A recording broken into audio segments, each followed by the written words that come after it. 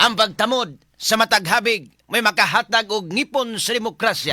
Apan ang paglilong sa matuod og pagkakabig sa silaw sa salapi may makaluka sa tiunay nga hustisya.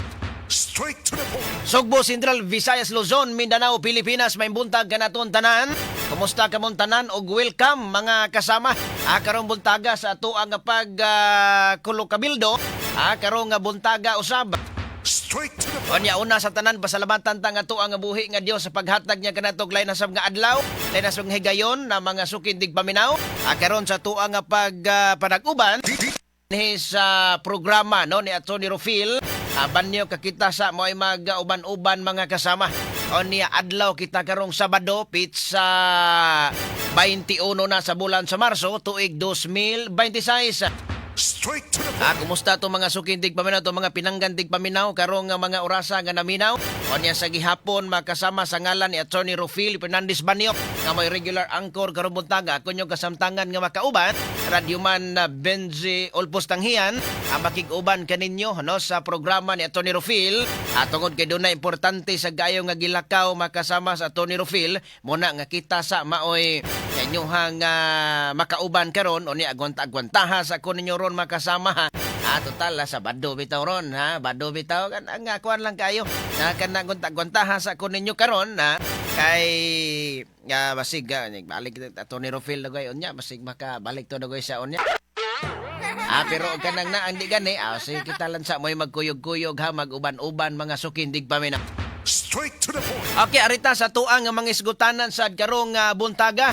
Presyo sa krudo gipaabot nga mas mosaka pa sunod semana. Diin da mo abot kini o gibana-bana nga 130 pesos kada litro.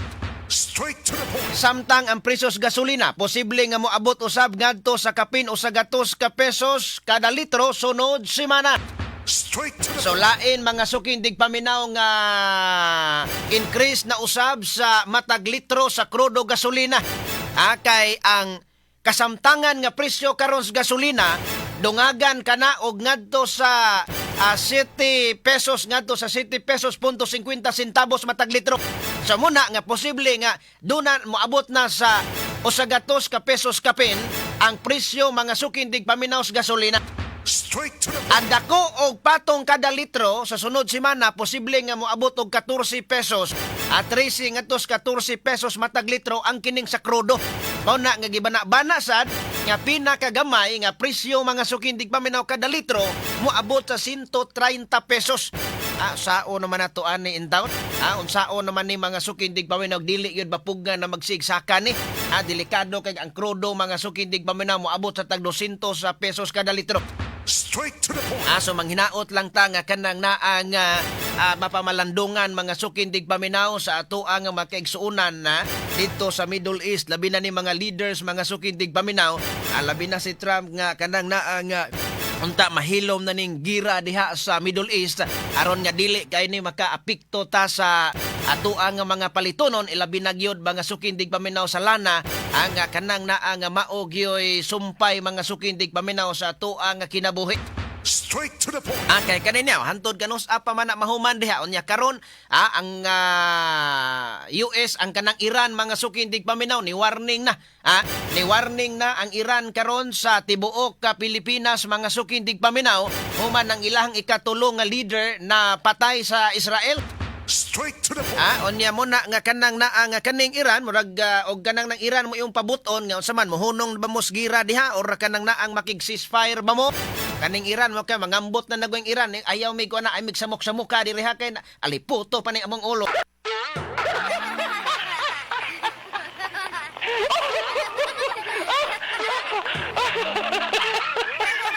So muna nga kanang na ang ingon to ni Trump nga 5 ka semana matod pa mga sukindig paminaw mahuman kining ni ang gira diha sa Middle East apan ambot tagway og kanang naa nga muuyon basab ang Iran ani kun dili sila makabalos kinhanglan kanang Iran mobalos yun na mga sukindig paminaw labi na kay gawas na grabing kadaot nga namugna sa ilang nasod ang ilahang nga mga leaders mga sukindig paminaw namatay man. Straight to the point. Ato ni hatagag pagtagad karon diri sa ato ang pagkulo kabildo. Samtang sa lain nga bahin dugang bad news mga kasama.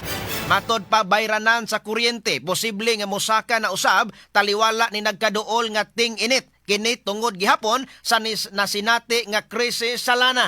Straight to the point. Amo to ningon lang tos Presidente Marcos nga mangumpra tag daghan nga uling day mare.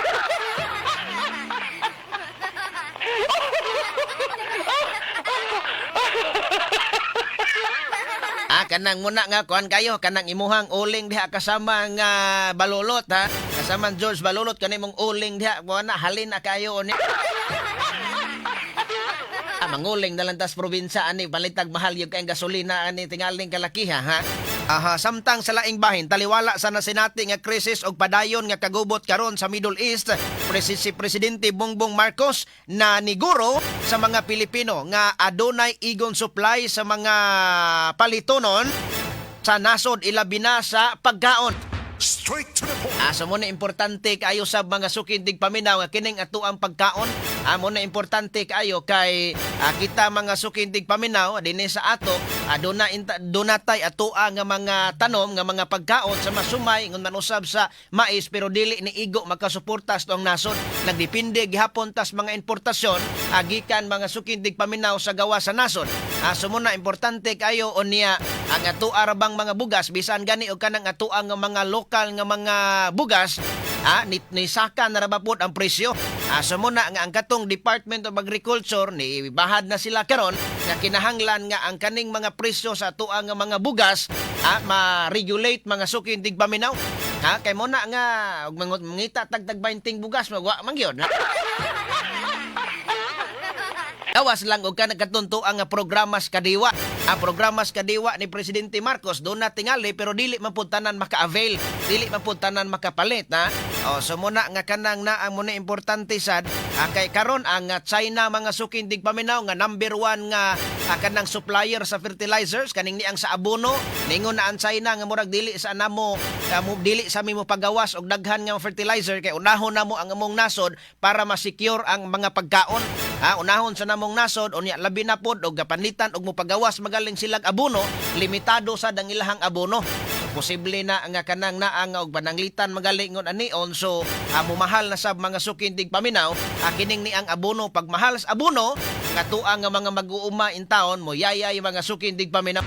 Straight to the point. Samtang sa laing bahin 33% sa mga Pilipino ni angkon nga sila hilabihan kamalipayon sa ilahang kinabuhi base sa gipagawas nga SWS survey. Straight to the point. Ang maong survey gihimo ni adto pang Nobyembre sa miagi nga tuig. Straight to the Amo point. day malipayon sila ha.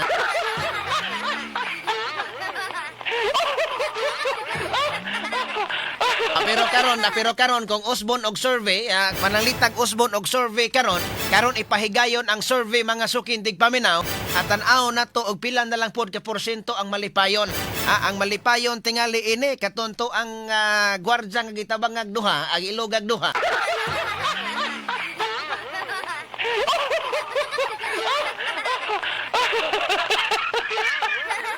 Samtang kagamhanan sa nasod ni palit na og krudo gikan sa usa ka nasod sa Southeast Asia og moabot ngadto sa 300,000 ka baril sa krudo ang gipalit sa Philippine National Oil Company kansang shipment posible nga moabot sunod semana. Straight to the At point. least in town kanang naa nga duna na sila gihimong aksyon mga sukindig paminaw nga kanang duna na tay makuhaan nga kanang naa nga supply. Ang duna na tay nasod nga makuhaan og supply kay makaingon ta nga okay na lang na bahala og kanang mahal, bahala og mahal-mahal gyud kay di man nato makontrolar mga sukindig paminaw ang kanang world market labi na kay gira man didto. So muna ang importante nga naa lang tay magamit. No naa lang tay magamit, bahala og kanang mahal-mahal at least naay magamit pero kung atuang magitaag paagi, mapangitaag paagi nga dili ta maka basaka og mahal kada litro, mas maayo gyud nga kanang naa nga kuan, mas maayo gyud nga mapangitaag paagi. So pasalamat na lang ta sa pagkakaron nga doon na pay mga nasod nga nitugot na tog pagbaligya no nga kaning ni ang nasod usab makasama kay aron nga makagamit pata unya ang atualan tingali kadto makaigsuuna nato nga mga nagiyag mga private sakyanan nga dili ka importanteng lakaw. Di lang tingali pod mo kuan o lakaw baka kana naa mag-commute na lang ba? O baka kana naa man tay mga modern jeep karon mga aircon naman na kay aron nga kanang naa nga dili ta maka kanabang kanang krudo nga ato ang magamit mahatag pa nato sa mga nanginahanglan sab mausab nga og dili dali nga mahurot na.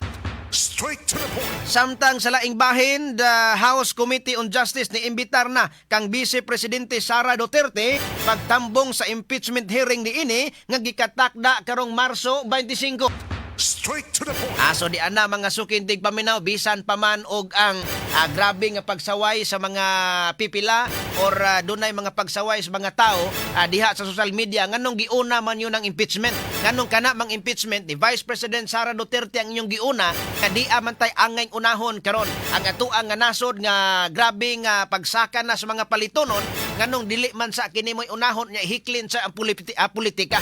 Pero oy ipatawag yun nila mga sukindig paminaw kay kinahanglan gyud kuno nga si Sara panagutin ha.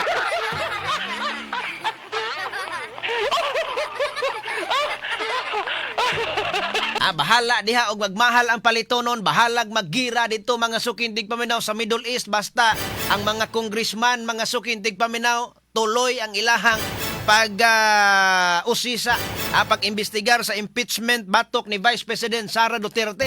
Kini mga congressman, labi na to mga congressman mga sukindig paminaw nakadawat og malita. Labi na to mga congressman nga adunay mga grabe nga korupsyon sa flood control sa ilang nga distrito. Gusto gyud to nila nga si Vice President Sara Duterte ma-impeach. Ngano man gusto nila nga ma-impeach si Sara para nga dili makadagan kay makadagan nya makadaog delikado kay gukdon sila mga sukindig paminaw ha.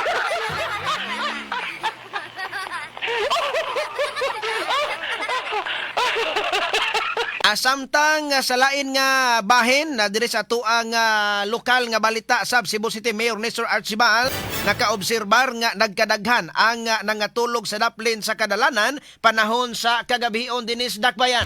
Straight to the point. Mga lider sa probinsya Sugbo lakip nini ang mayor milagda og kasabutan alang sa pagsulbad sa problemas basura dinhi sa lalawigan. Straight to the point. Importante kay na mga sukindig ba na masulbad nang naang labayanan natos mga basura o kaning paghipos mga basura kay delikado kay maghatag nig sakit sa tuang nga makaigsuonan. Straight to the point. Samtang LTO7 ni pasidaan nga mas pahugtan pa nila ang ilahang kampanya batok sa pagdakop sa mga adunay modified mufflers. Straight to the point. Kagamhanan sa syudad sa Sugbo ni tugot sa mga modern o traditional jeepneys nga makaagi sod sa exclusive nga lanes diha sa BRT. Straight to the point. Samtang sa balitang abroad, US President Donald Trump ni saway sa mga kaalyado ni ini nga wala mutabang sa pag-abli sa Strait of Hormuz.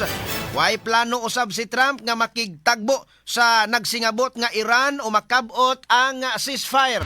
Straight to the point. So ningon mga sukindig paminaw si Kuan na mismo si nadismaya matod pagani pod si US President Donald Trump tungod kay niingon man ang nito mga sukindig paminaw nga kanang naang we don't care.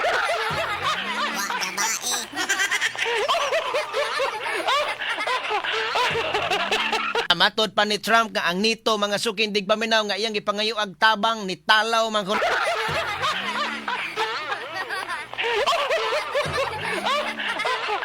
ang ubang nasod mga sukindig paminaw di gyud mag-apil-apil ining gira nga dili ila. Gawas na lang gyud tingali kung sila mo ibiklon. Gawas na lang tingali og mo ibiklon ingon ubang nasod di ikaw bitaw imuha bitaw nang gisugdan wa bitaw ka mo ingon nga imuhang atakihon diha nang naang Iran di ikaw may bahala diha.